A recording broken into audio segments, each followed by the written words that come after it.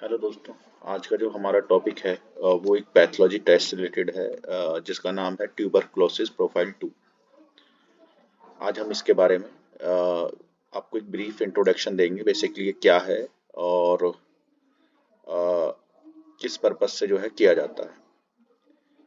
Tuberculosis profile 2, इसको एएफबी मतलब acid fast bacilli culture, एक माइक्रोबायोलॉजिकल परीक्षण है जिसका उपयोग तपेदिक यानी टीबी और अन्य एसिड फास्ट बेसिल्स संक्रमणों का पता लगाने के लिए किया जाता है।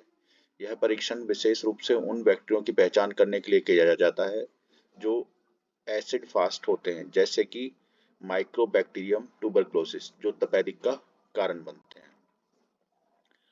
अब एएफबी कल्चर क्या है?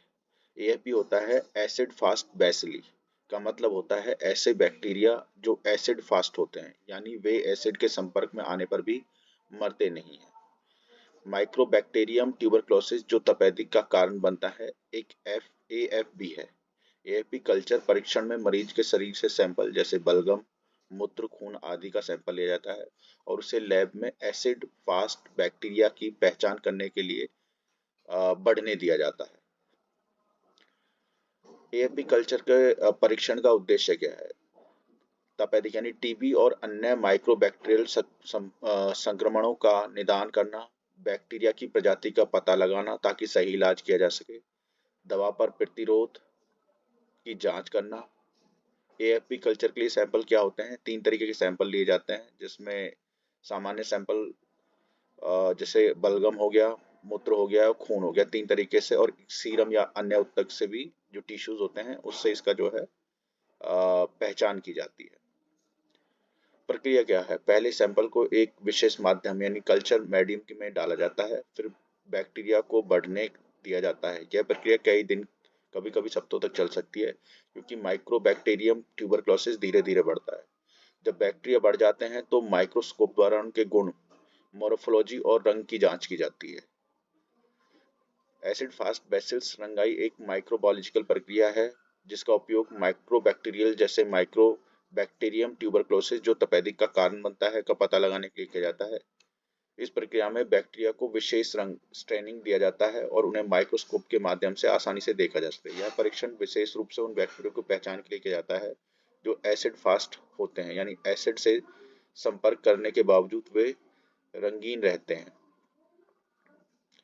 एएफपी स्टैनिंग में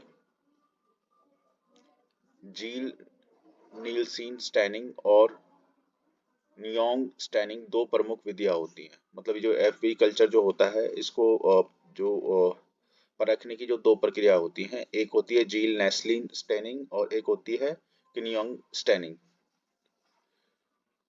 जील नेस्लिन स्टैनिंग क्या है? यह सबसे सामान्य और पारंपरिक विधि है। इसमें गर्मी का उपयोग किया जाता है बैक्टीरिया को रंगने के लिए। इस प्रक्रिया में मुख्य रूप से कार्बोल पेंसिल लाल रंग का उपयोग किया जाता है, जिसे गर्म करके बैक्टीरिया पर लागू किया जाता है और फिर इसे HCl हाइड्रोक्लोरिक एसिड और अल्कोहल से धोकर साफ किया जाता है।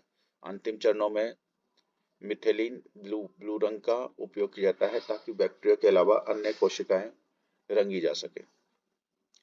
किन्याउन स्टैनिंग, यह विधि जील नीलसन की तुलना में अधिक सुरक्षित है क्योंकि इसमें गर्मी का उपयोग नहीं किया जाता। इसमें कार्बोल फंक्शन का इस्तेमाल होता है, लेकिन इस प्रक्रिया में रंग देने के लिए केमिकल का उपयोग अधिक होता है। इसके परिणाम क्या है? तो इसके दो सकारात्मक और नकारात्मक जो है परिणाम। अगर माइक्रोबैक्टीरिया जैसे कि माइक्रोबैक्टीरियम ट्यूबरकुलोसिस होते हैं तो वे लाल रंग के दिखाई देते हैं, जो कि एसिड फास्ट गुण के कारण होता है। इन बैक्टीरियो में माइक्रोस्कोप में रेड या रोजी रंग के रूप में देखा जाता है, जबकि अन्य कोशिकाएं नीली या हरी दिखाई देती हैं। अगर इसका रिजल्ट पॉजिटिव होता है तो पॉजिटिव में जो बैक्टीरियम ट्यूबरक्लोसिस होते हैं वो रेड कलर के दिखाई देते हैं। अगर वो ग्रीन है या रोजी रंग के हैं तो मतलब फिर वो पॉजिटिव नहीं होता। इन बैक्टीरिया को माइक्रोस्कोप में रेड या राजी रंग के रूप में देखा जाता है, जबकि अन्य कोशिकाएं नीले या हरी रंग की दिखती हैं। तो जो नीले और हरी रंग की कोशिकाएं अगर दिखाई देती हैं तो मतलब कोई नकारात्मक परिणाम। अगर एसिड फास्ट बेसिल मौजूद नहीं होते तो बैक्टीरिया रंगहीन दिखाई देते हैं या फिर कोशिकाएं नीले रंग की दिखाई देती हैं। MTF/RF अल्ट्रा एक अत्याधुनिक परीक्षण है जिसका उपयोग माइक्रोबैक्टीरियम ट्यूबरकुलोसिस जो तपेदिक का कारण बनता है के संक्रमण का पता लगाने के लिए किया जाता है। यह विशेष रूप से रिफाम्पिसिन दवा के प्रति बैक्टीरिया के प्रतिरोध की जांच करने के लिए डिजाइन किया गया है। यह परीक्षण तपेदिक के निदान में सहायक होता है और रिफाम्पिसिन प्रतिरोध के मामले को जल्दी से पहचानने में मदद करता है जिसका उपचार को जल्दी और सही तरीके से किया जा सके। यह परीक्षण माइक्रोबैक्टीरियम ट्यूबरकुलोसिस का संक्रमण बताने के लिए किया जाता है। साथ ही है रिफाम्पिसिन प्रतिरोध का पता लगाने के लिए किया जाता है। रिफाम्पिसिन तपेदिक का एक प्रमुख उपचारात्मक दवा है जो इसके प्रतिरोधक इलाज की प्रक्रिया को जटिल बना सकती है। इसे जल्दी और सटीक परिणाम देने के लिए डिजाइन किया गया है। ये कैसे काम करता है? इस परीक्षण में गहरी आणविक मॉलिक्यूलर तकनीक का उपयोग किया जाता है, खासकर ट्रूनेट प्लेटफॉर्म का। यह platform nucleic acid DNA RNA का पता लगाने के लिए सटीक और तेज तरीके से काम करता है।